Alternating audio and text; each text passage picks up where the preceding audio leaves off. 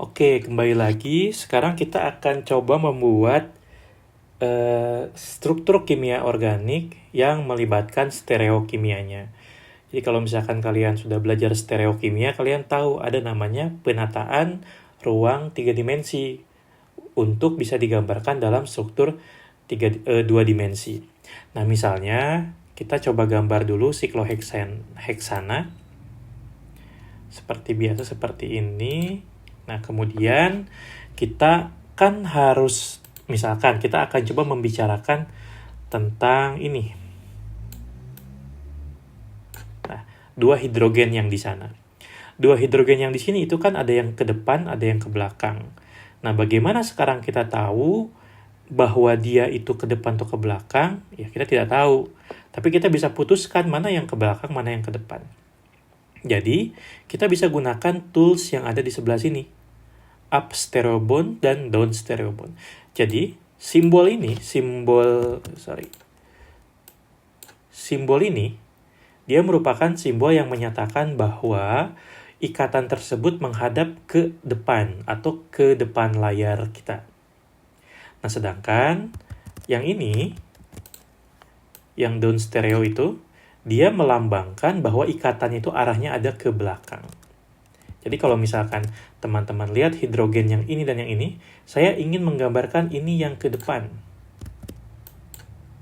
Nah, maka yang ini yang ke belakang. Tapi tentu teman-teman dapat lihat, ini tidak enak dilihat ya, karena salah gambarnya. Maka dari itu, biasanya kita menggambar itu bukan berdasarkan dari struktur garis seperti ini. Tapi memang, kita hapus dulu. Kita posisikan pada posisi atom yang mau kita bikin ikatannya itu, lalu kemudian kita klik pada up stereo bond. Nah, kita mulai dari sini, tarik garis ke sini. Nah, artinya sekarang H itu posisinya ke depan, sedangkan yang ini H-nya ke belakang. Kayak gitu. Oke, bisa diikuti ya. Nah, jadi sekarang misalnya kita ingin menggambar struktur ini memiliki gugus fungsi. Maka kita bisa mulai dengan memilih gugus fungsi. Misalkan kita akan buat dia memiliki gugus fungsi Cl, maka kita posisikan pada Cl, lalu kemudian kita klik di sini, tarik ke atas. Ini belum diklik si up stereonya. Kita ulang. Klik stereonya, lalu kemudian kita posisikan pada Cl, lalu kita tarik dari sini ke atas. Boleh nggak lurus gitu? Boleh aja, nggak apa-apa. Nah, lalu satu lagi adalah hidrogen. Kita tarik dari sini ke belakang. Nah, biasanya kalau hidrogen itu kan dia tidak pernah digambarkan. Maka dari itu, sebetulnya strukturnya cukup seperti ini saja. Yang mana ini melambangkan bahwa Cl-nya itu menghadap ke arah kita ke depan. Hidrogennya ke arah belakang sana. Gitu. Nah, untuk membuktikannya, tentu saja kita perlu melihat struktur 3 dimensinya.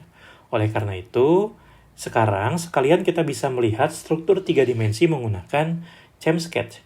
Itu caranya pertama ya kita optimize geometri dulu, clean structure, lalu kemudian kita klik 3D optimization yang ada di sebelah sini.